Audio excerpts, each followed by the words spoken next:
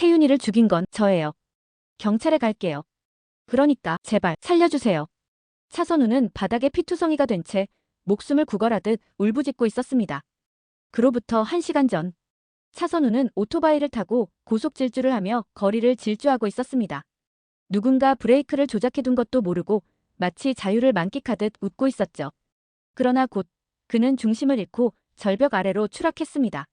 피가 뒤섞인 얼굴, 부서진 팔다리. 가까스로 손을 뻗어 휴대전화를 들려던 찰나 어디선가 나타난 발자국 소리. 왜 죽였어? 우리 태윤이. 왜 죽였냐고. 투박한 구두가 그의 손 위를 무자비하게 지시겼고 차선우는 그제야 모든 퍼즐이 맞춰지는 듯 깨달았습니다. 오토바이 사고도 지금의 이 폭력도 모두 허태윤을 죽인 대가라는 것을. 그는 간신히 입을 열어 말했습니다. 제발 살려만 주세요. 염장선은 마지막 희망처럼 도착한 와영제에서 아내와 아들이 반갑게 맞아줄 거라 기대했습니다. 그러나 그 앞에 있었던 건 어린이집 간판이 걸린 건물뿐이었죠. 현실을 받아들이지 못한 그는 무너진 얼굴로 경찰들에게 외쳤습니다. 제발 제 가족을 찾아주세요. 저 집이 어딘지 모르겠어요. 그 시각 경찰서 한쪽 구석에서 경찰관의 전화벨이 울렸다. 이철용 대통령 비서실인데요. 염장선 씨와 통화 좀 가능할까요? 순간 전화를 받은 경찰관은 두 눈을 휘둥그레 떴다. 대통령이요? 진짜 대통령과 아는 사이였단 말이야? 곧장 염장선을 향해 걸어가 전화를 건넸다. 염장선 씨, 대통령께서 직접 통화를 원하십니다. 그 말을 듣는 순간 염장선은 입꼬리를 천천히 들어올리며 어깨에 잔뜩 힘이 들어갔다. 아이고, 대통령님. 저 염장선입니다. 아니, 이런 낯선 데서 뵙게 될 줄이야. 그의 얼굴에는 오랜만에 피어난 희망이 어른거렸다. 그러나 그 반대편에서 들려온 목소리는 한기 가득한 분노였다. 염장선, 대체 무슨 짓을 벌이고 있는 건가? 이철용 대통령의 음성은 평소의 온화함은 온데간데 없고 철저한 분노로 나를 세우고 있었다. 지금 내 이름까지 팔아가며 날 곤란하게 만들고 있다는 사실을 모르는 건가? 당신이 내 사람이라 여긴 적 없다. 이 정도에서 그만 발 빼시오. 전화기 너머에서 들려오는 단호한 단절. 그토록 믿었던 이철용에게서조차 외면당한 염장선의 눈빛은 허공을 향해 흔들리기 시작했다. 그는 천천히 고개를 숙이며 자신도 모르게 중얼거렸다. 아니야, 대통령님은 날 필요로 하셔. 그럴 리 없어. 자신의 마지막 희망이라 여겼던 이철용 대통령의 일갈은 염장선에게 치명적인 균열을 일으켰다. 그가 쌓아 올렸던 권력의 환상은 그렇게 한 통의 전화로 무너져 내리기 시작했다. 염장선, 우리 사이의 신뢰가 고작 그 정도였나? 수화기 너머로 터져나온 이철용 대통령의 목소리는 차디찼다. 자신의 안위를 걱정해줄 거라 철석같이 믿고 있던 염장선은 그 순간 믿을 수 없다는 듯 멍하니 입을 벌렸다. 네, 대통령님, 지금 그게 무슨 말씀이십니까? 그는 당황한 기색을 숨기지 못한 채 애타게 물었다. 무슨 오해가 있으신 것 같은데 제발 자세히 말씀 좀 해주십시오.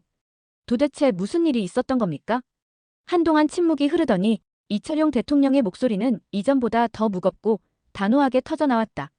형은 날 그렇게도 못 믿었어? 우리가 그동안 나눴던 대화 다 녹음해놨더군. 지금 그 파일이 누구 손에 있는 줄 알아? 순간 염장선의 손끝이 떨렸다. 숨이 턱 막히는 듯한 정적 속에서 대통령의 말이 이어졌다. 석수경. 형이 그렇게 경계하던 석수경 의원 손에 전부 넘어갔다고. 그 이름이 입에 오르자 염장선의 눈빛이 바뀌었다. 심장이 두근거리며 이성을 잃기 직전 간신히 평정을 유지한 채 입을 열었다. 그걸 누가 넘긴 겁니까? 그는 이를 악물며 물었다. 대통령님, 정확히 누구입니까? 누가 그런 짓을 한 겁니까? 이철용의 목소리는 참을 수 없는 분노로 떨리고 있었다. 누구긴 누구겠어.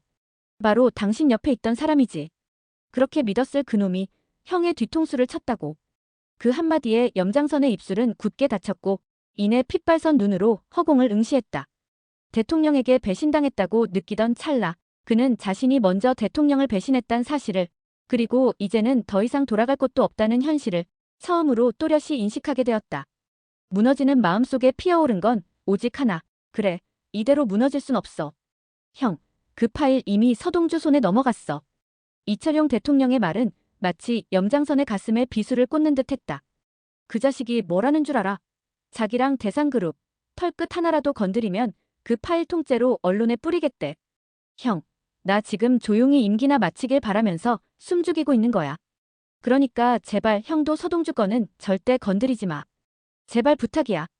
그 말이 끝나기 무섭게 수화기 넘어 염장선의 숨소리가 거칠어졌다. 그리고 곧 울분에 찬 목소리가 튀어나왔다. 대통령님 아니, 철용아. 너 내가 서동주한테 어떤 수모를 당했는지 알긴 하냐? 목소리는 점점 격앙되어 갔고 말끝엔 한이 서려 있었다. 그놈이 날 어디에 처박아 뒀는지 알아? 1년이다. 꼬박 1년을 대산 금고 속에 갇혀 있었다고. 사람이 아니라 짐짝 취급받으며 처박혀 있었어. 모굴대를 타고 올라온 분노는 더 이상 눌러 담을 수 없었다. 그런 놈을 그냥 두라고. 그게 가능할 것 같아? 난 더 이상 물러설 수도 참을 수도 없어. 서동주 그놈한테 내가 받은 만큼, 아니 그 이상으로 되돌려줄 거야. 그러니까 철용아 날 막지 마. 나한텐 이제 잃을 것도 눈에 보이는 것도 없어. 그리고는 차갑게, 단호하게 수화기를 내려놓았다. 이 게임은 이제부터 진짜로 시작이야. 복수심에 불타오른 염장선은 이제 돌이킬 수 없는 강을 건넜다. 대산을 집어삼키겠다는 야망, 그리고 서동주에 대한 끝없는 증오. 하지만 그의 분노가 하늘을 찌를수록 이철용 대통령의 머릿속에서는 빠른 계산이 돌아가기 시작했다. 이대로 두면 일은 돌이킬 수 없이 커진다. 이철용은 판단을 내렸다. 염장선은 반드시 감옥에 가야 했다. 그리고 다시는 세상 밖으로 나와선 안 된다. 즉시 경찰청장과 검찰총장에게 전화를 걸었다. 염장선, 죄목 하나도 빠짐없이 다시 정리해. 기소는 철저하게, 수사는 빈틈없이. 이번엔 최대 형량으로 묶어. 나한텐 더 이상 저 인간 필요 없어. 그 한 통의 전화로 염장선의 모든 계산은 틀어지기 시작했다. 그토록 믿었던 대통령과의 친분은 이제 그를 지켜줄 우산이 아니었다. 그날 이후 염장선은 조용히 그러나 서서히 법의 올가미에 묶이기 시작했다. 한편 대상가는 깊은 슬픔에 잠겼다. 허태윤의 갑작스러운 사망 소식은 마치 폭탄처럼 터졌다. 누구보다도 욕심 없이, 누구보다도 따뜻했던 사람. 형제처럼 지냈던 차선우에게 모든 걸 넘겨줄 생각이었던 허태윤. 그랬기에 누구 하나 의심조차 하지 않았다. 설마 차선우가 그를 해쳤을 거라고는. 하지만 그 모든 것은 계획된 살인이었다. 차선우는 허태윤이 숨을 거두기 전까지 한치의 미련도 없었다. 모든 CCTV를 사전에 조작했고 현장엔 단 하나의 흔적도 남기지 않았다. 사건은 결국 우연한 사고로 처리되었고 진실은 어둠 속으로 묻혀갔다. 그러나 아직 끝난 것이 아니다. 그 누구도 모르게 또 다른 누군가가 이 모든 진실의 조각을 맞춰가고 있었으니 그건 분명 차선우가 벌인 짓이에요. 수사는 계속돼야 합니다. 병원 침대에 누운 채 차덕희는 끝내 포기하지 않았다. 그러나 그녀의 목소리는 끝내 닿지 않았다. 차강천은 냉정했다. 그럴 리 없어. 선우는 그런 아이가 아니야. 그는 이미 차선우와 지영수에게 마음이 기울어 있었고 그 믿음 하나로 수사를 전면 중단해버렸다. 허태윤의 장례는 빠르게 조용히 치러졌고 억울하게 죽은 한 사람의 진실은 그렇게 묻힐 뻔했다. 하지만 차덕희의 마음속엔 단 하나의 이름이 남았다. 허태윤의 이복 형제 서동주. 그만이 태윤의 진실을 밝혀줄 수 있었다. 동주야 제발 받아줘 제발. 차덕희는 떨리는 손으로 수차례 전화를 걸었지만 서동주는 이미 오래전 모든 연락을 끊고 흔적 없이 사라진 뒤였다. 그 사이 차선우는 또 하나의 교묘한 계략을 꾸미고 있었다. 이번엔 서동주를 완전히 끝내기 위한 작전이었다. 차강천과 여운남, 지영수가 대산 본사에 방문한 자리에서 차선우는 의도적으로 의미심장한 말을 꺼냈다. 아버지, 이상한 소문이 들려옵니다. 서동주 대표가 대산의 비밀금고에서 달러랑 금을 몽땅 가져갔다는 이야기예요. 그리고는 종적을 감췄다고 합니다. 잠시 정적이 흘렀다. 그러나 차강천은 미소를 지었다. 그건 불신이 아닌 확신에서 비롯된 미소였다. 선우야, 그런 소문은 헛소문이다. 서동주는 그런 짓을 할 사람이 아니야. 내가 못 믿을지언정 동주만큼은 믿는다. 그리고는 단호히 덧붙였다. 설령 그게 사실이라 해도 그 금고의 비밀번호는 서동주만 알고 있다. 그가 가져갔다면 그 또한 나의 결정이었을 것이다. 그 순간 차선우의 표정은 단단히 굳어졌다.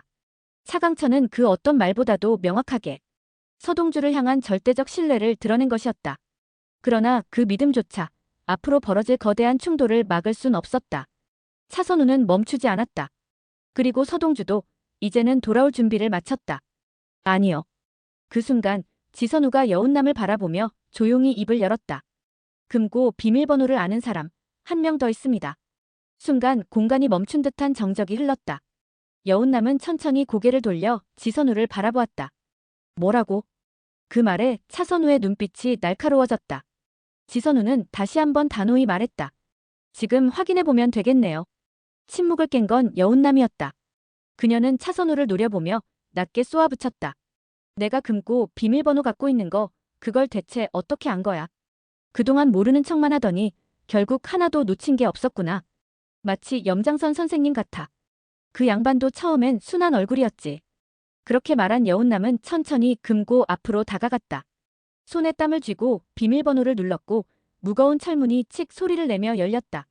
그리고 그 순간 여운남은 그대로 그 자리에 주저앉고 말았다. 텅 비어 있었다. 수십 개의 상자가 있어야 할 금고 안은 흔적조차 없이 깨끗하게 비워져 있었다. 이럴 수가. 여운남의 목소리는 떨렸다. 그 순간 차강천은 몸을 부들부들 떨기 시작했고 결국 심장을 부여잡은 채 그 자리에 쓰러지고 말았다. 아버지. 차 회장님. 급히 병원으로 옮겨진 차강천은 뇌출혈 진단을 받고 즉시 수술실로 이송되었으며 중환자실에 누워 생사를 오가게 되었다. 한편 금고를 직접 열어본 여운남의 머릿속은 점점 복잡해졌다. 비밀번호를 아는 사람은 자신과 서동주 단 2명뿐이다. 차선우의 말이 맞을 수도 있다는 생각이 스쳤고 믿고 있던 서동주에게 배신당했다는 씁쓸한 감정이 피어올랐다. 그러나 곧 의문이 뒤따랐다. 이미 대산의 대표 자리에 올라있고 2조 원 가까운 자금을 확보한 서동주가 왜 굳이 또 비자금을 들고 사라졌단 말인가? 무엇보다 마지막으로 본 서동주의 뒷모습은 돈을 훔쳐 달아나는 범인의 모습이 아니었다. 오히려 모든 걸 내려놓고 떠나는 스님 같았달까? 욕심도 분노도 증오도 그 안엔 없었다. 오직 침묵과 체념만이 서려 있었다. 여운남의 머릿속에 한 가지 가능성이 떠올랐다. 혹시 허태윤의 죽음도 금고의 비자금 실종도 서동주를 비자금 절도범으로 몰아간 시나리오도 모두 차선우의 작품이 아닐까? 하지만 그건 그저 추측일 뿐이었다. 여운남은 그 어떤 물증도 갖고 있지 않았다. 진실을 밝히기엔 아직 너무 많은 조각들이 흩어져 있었다. 사실 대상그룹의 비밀 금고 안에 있던 달러와 금을 모두 훔쳐간 범인은 다름 아닌 차선우였다. 허태윤을 죽인 장본인 역시 그였다. 차선우는 놀라울 정도로 뛰어난 포토 메모리 능력을 가지고 있었다. 서동주를 쏙 빼닮은 그 능력. 공부를 못했던 건 단지 하기 싫어서였을 뿐. 원래부터 그는 타고난 두뇌와 계산 능력을 지닌 냉철한 전략가였다. 몇 달 전 그는 서동주에게 웃으며 말했다. 형, 나 금고 한 번만 보여주면 안 돼요? 진짜 한 번만요. 나 금 본 적도 없단 말이야.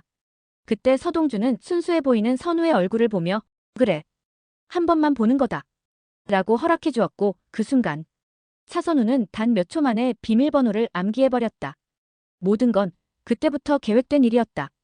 그리고 결국 그는 허태윤을 죽이고 대산의 비밀 금고에서 수조 원대의 달러와 금을 탈취해 사라졌다. 며칠 후 대산 그룹으로 다시 돌아온 서동주는 곧장 차선우를 찾아갔다. 조용했던 복도, 정적을 가르듯 울리는 발걸음, 그리고 거칠게 열린 문. 서동주는 분노를 참지 못한 채 차선우의 넋가를 꽉 잡아채며 쏘아붙였다. 야, 차선우. 너잖아. 그의 목소리는 떨리고 있었다. 분노와 슬픔과 실망이 뒤섞인 복잡한 감정. 무엇보다 허태윤을 잃은 상실감이 눈물로 터져나왔다. 내가 그동안 너를 좋게 봤던 건 공부는 못해도 어머니 빵집에서 묵묵히 일하며 성실하게 살아가려는 내 모습 때문이었어. 근데 지금 널 보니까 넌 그냥 염장선도 울고 갈 만큼 악마가 돼 있더라. 그 말에 차선우는 무표정한 얼굴로 서동주를 바라보기만 했다. 서동주는 계속해서 울먹이며 말한다. 허태윤은 그 집에서 태어나고 자란 애야. 그 집 구조, 동선, 어디에 뭘 밟으면 미끄러운 집까지 다 아는 애라고. 그런 태윤이가 술도 안 마신 날 계단에서 굴러떨어져 죽었다고. 그걸 날더러 믿으라고. 게다가 하필 그날 집 주변 CCTV가 전부 고장났던 것도 말이 안 되고. 태윤이는 꿈도 많고 하고 싶은 것도 많은 애였어. 그런 아이가 갑자기 삶을 스스로 포기했다고. 내가 아무리 생각해도 그날 태윤이와 같이 있었던 너. 내가 버린 짓이라고밖에 생각이 안 돼. 선우야. 순간 두 사람 사이에 깊은 침묵이 흘렀다. 서동주의 눈에는 눈물이 맺혀 있었고 차선우는 마치 아무 일도 아니라는 듯 고개를 살짝 돌렸다.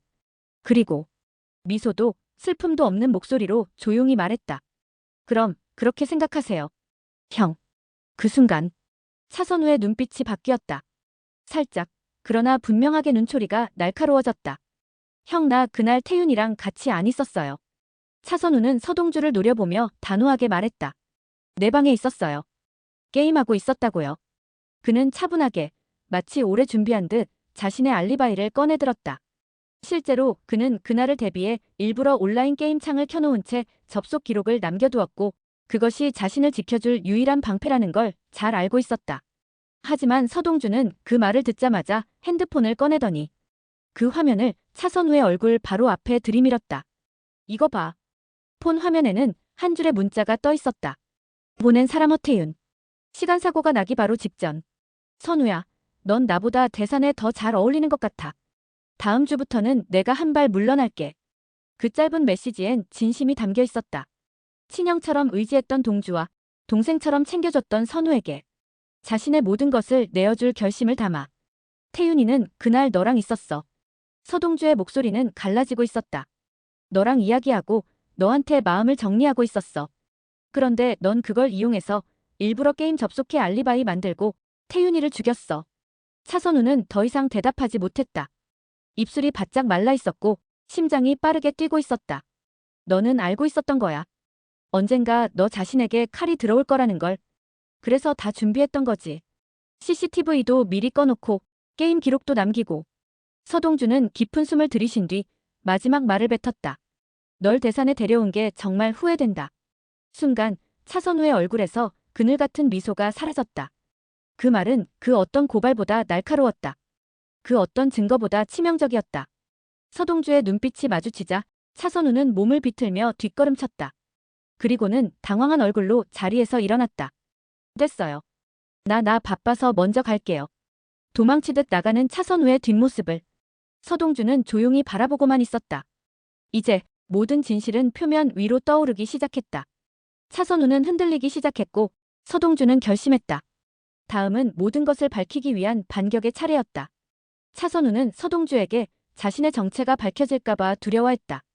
그는 염장선이 자신을 보호할 수 있는 유일한 존재라는 생각에 빠져 있었고 자신이 숨긴 수천억의 비자금이 담긴 달러와 금을 이용해 서동주를 없앨 계획을 세우기 시작했다. 서동주, 너는 내가 진짜로 죽여버려야 할 사람. 그는 결심을 굳히며 혼잣말을 중얼거렸다. 하지만 혼자선 감당할 수 없어. 내가 원했던 사람은 바로 염장선. 그러나 차선우의 계획은 이미 서동주의 손에 들려 있었다. 서동주는 차선우가 염장선에게 접근할 것이라는 정보를 차덕희의 공비서에게 전달받고 그의 비자금 숨겨둔 장소인 빵집으로 향했다. 빵집에서 서동주는 차선우의 모든 비자금을 되찾은 후 차강천 회장이 숨겨진 비밀 장소에 숨어 있다는 사실을 알게 되었다. 차선우가 염장선에게 모든 걸 의지하려 할 때 서동주는 차선우의 복수의 칼날을 정확하게 겨누고 있었다. 차선우가 염장선과 만난 후 집으로 돌아가자 그곳은 이미 지영수와의 관계를 끊은 차강천의 단호한 결단을 반영하고 있었다. 너는 내 아들이 아니야. 이게 끝이야. 차강천의 차가운 목소리가 차선우의 심장에 날카롭게 박혔다. 차선우는 집에서 쫓겨난 후 염장선과 지영수와 함께 길거리로 내몰리게 되었다. 이렇게 서동주의 복수로 보물섬 시즌2 예고를 마칩니다.